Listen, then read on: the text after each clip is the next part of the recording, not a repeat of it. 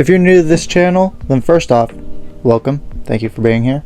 Second off, I'm going through different MMOs and giving my impressions of these different MMOs as a new player. And if that at all sounds interesting to you, then be sure to like and subscribe. I've recently invested somewhere around 100 hours into Sea of Thieves between Xbox and Steam, and I just wanted to talk to everybody about this game that I've been enjoying recently. Now, coming in with only ESO as my real MMO experience, this game has a lot you can do in it. From fighting skeletons to discovering ancient civilizations, hell, you could even be a cargo smuggler if you really wanted to. There's different guilds or alliances, I'm not really sure what you would call them, but you can do things like treasure hunting, you can join the Merchants Alliance, the Gold Hoarders, and another one that I'm pretty sure is just poaching animals. So funny story real quick, this was my first time hopping on to Sea of Thieves, and we got on, I was playing with my brother and one of his friends and my girlfriend, and me and my girlfriend had never played the game before. And so I'm learning the mechanics of the game, I'm raising the sails and lowering them and doing everything we need to, we're raising the anchor when we need to. And we go off to this island where there's a tower, and I'm kind of running off exploring the island while everyone else is like, hey, we need to get these snakes, and the snakes are spitting acid at me, and I'm like, ah. So my brother pulls out a flute and is like, do do do do do do do do do do do do, and that's when he tells me to grab the snake and I have to run with it. So now I'm holding the snake as he's running backwards with the flute back to the ship. And I'm having to capture these snakes and throw them up on and get them up on the boat, basically. And while him and his friend are finishing up that mission, I'm exploring the island some more. I find this ramp in the tower that spirals down even further underground, where I find this giant Aztec or Mayan civilization like temple, and I hit a button and it opens up a door. And then my brother's like, hey, we gotta go, we got the snakes. And I didn't have time to explore it more, but that was my first experience in Sea of Thieves, and it was crazy. So I don't know what that was all about, but that was definitely an experience in Sea of Thieves. It's a really unique game that kind of just lets you play how you want, really. You can fight skeletons, which I feel like a lot of people might not like, but it was my favorite part of the game because that's the whole reason I play, is for the high fantasy. You can even just run around hunting other players if that's what you're into.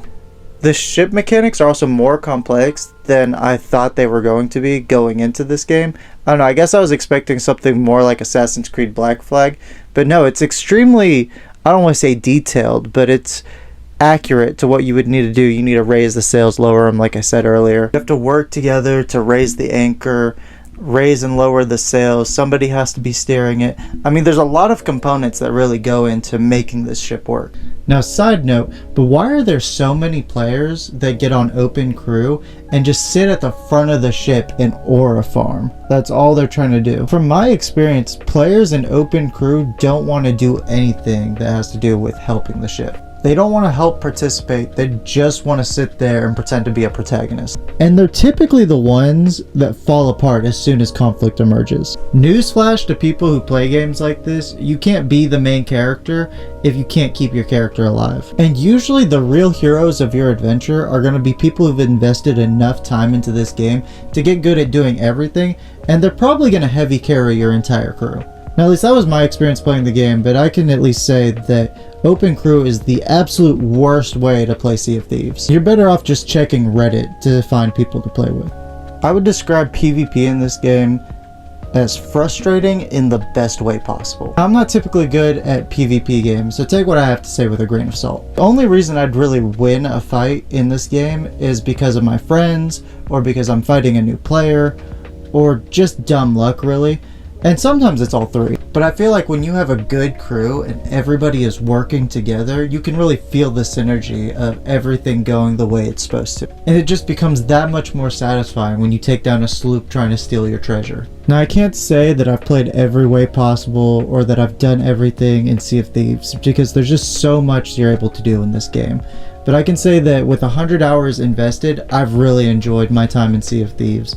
And I see why so many people play. Now, if you're wondering about the Steam Deck portion of this review, I've kind of put it at the end of the review because there's not much to say about it. You can download the game on Steam Deck and it runs perfectly fine. This isn't going to be a game where you have to download different controls or you have to mess with the settings.